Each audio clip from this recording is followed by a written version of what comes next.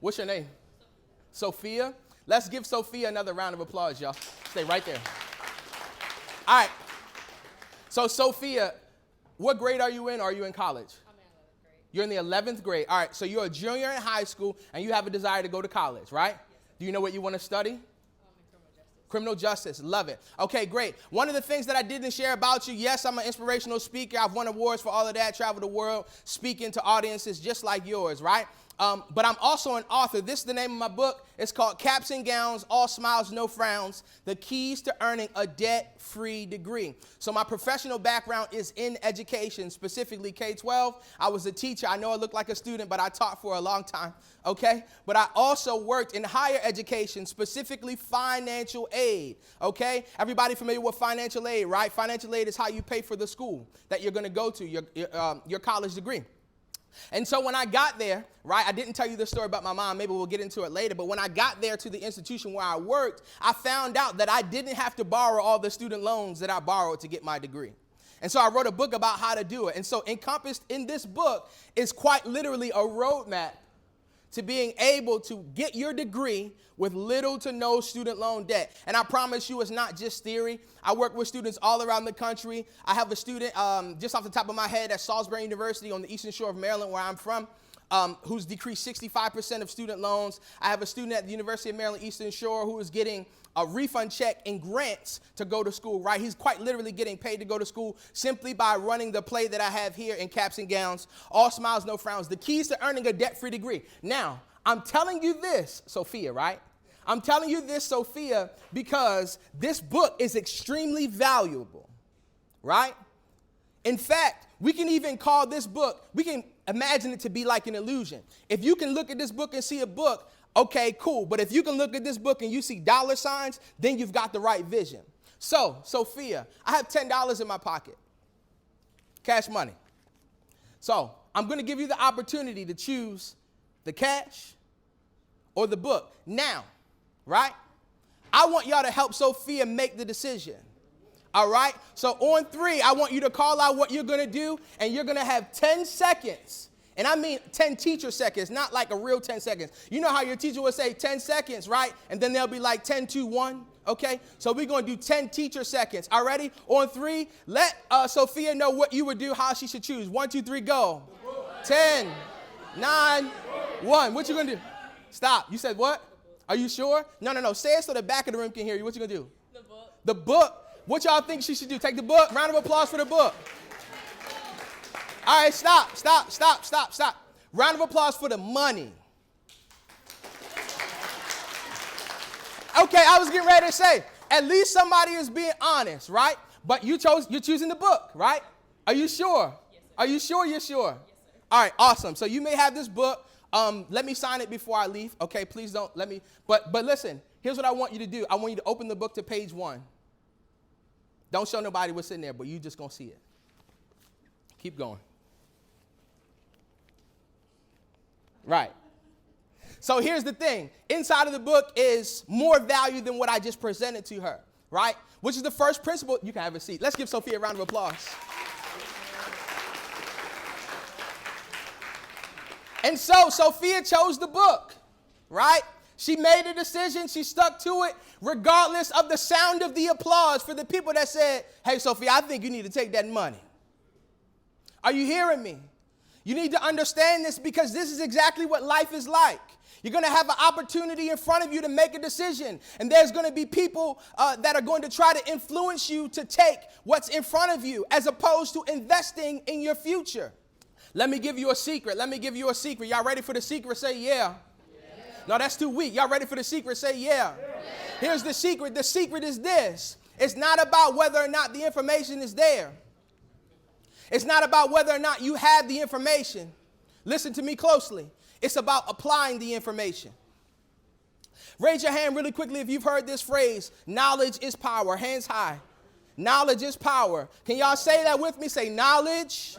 A little bit louder. Knowledge is power. Okay, but can I tell you that's not a completely truthful statement? I love the minds that are rolling, that are thinking. Somebody said, I'm so glad you asked, because a bunch of people are thinking that, but we're too afraid to say it. Here's the reason why I say knowledge isn't inherently power. I want to put an addendum to that statement. Applied knowledge is power. Because it's not enough just to know I got a key to unlock the door. You got to unlock the door. So can I tell you that the people that we idolize in culture and we see on TV, that we listen to on the radio, that we scroll and see hundreds of thousands of followers, we see those people on every single day. I promise you, they're no different than who you are. They sat in the same seats that you sat in. They went to the same neighborhoods that you lived in. I'm telling you, they're just like you. So the difference between them and those who have the information but don't apply it is just that. It's a matter of applying the information that you receive. So repeat after me, say, I must. A little bit louder, I must apply the information. One more time, I must apply the information. On the screen, what does it say? Somebody read it for me really quickly.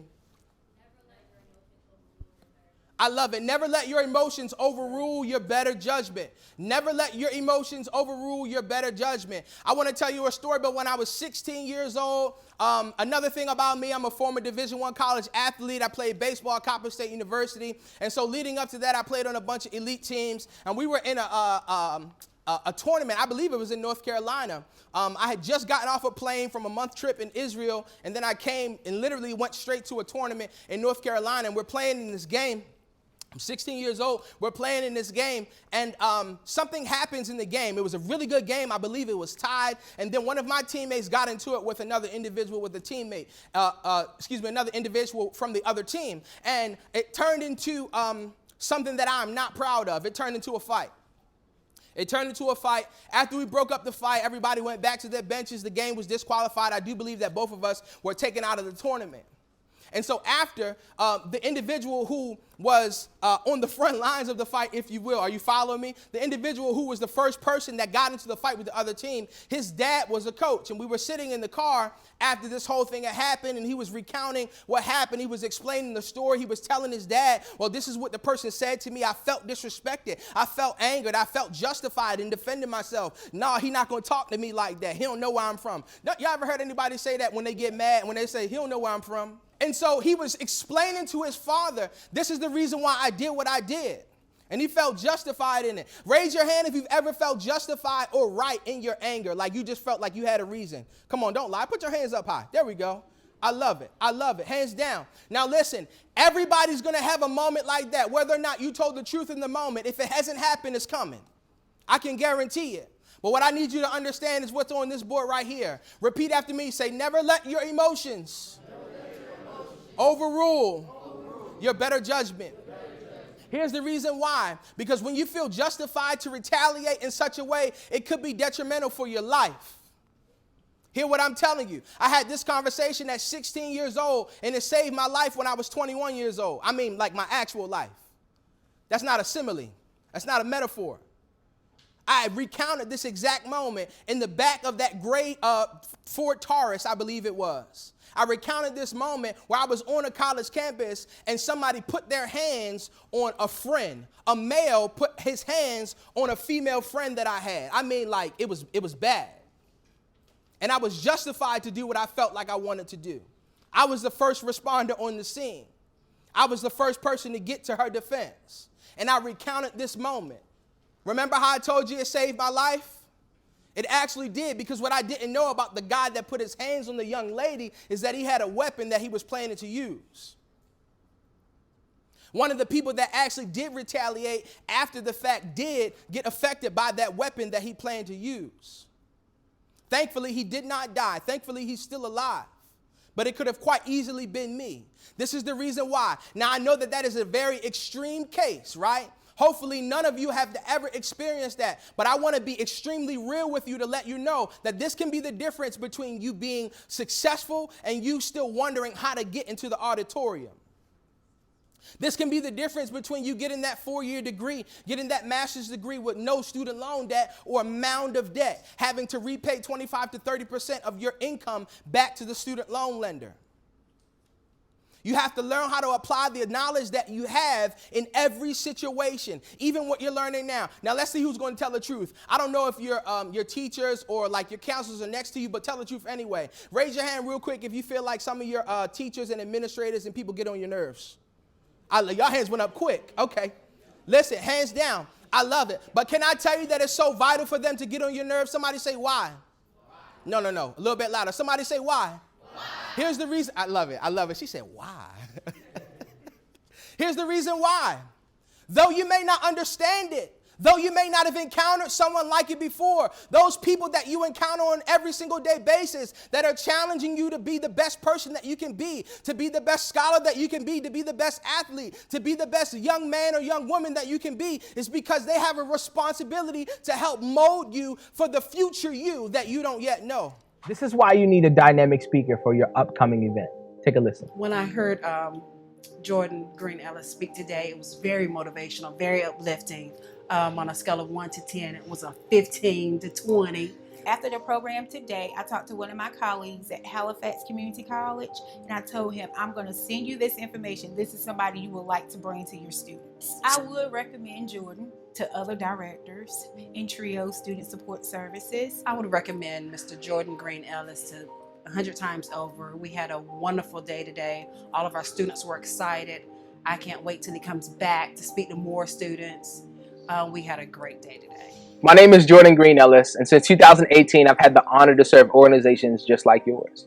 Whether it be a small, intimate workshop or a keynote with thousands in the crowd, I believe that no matter who you are, whatever barriers you face, whatever city you come from, that there is greatness on the inside of you. So as you're planning for your next event, I humbly ask that you consider me, Jordan Green-Ellis, where inspiration and information collide.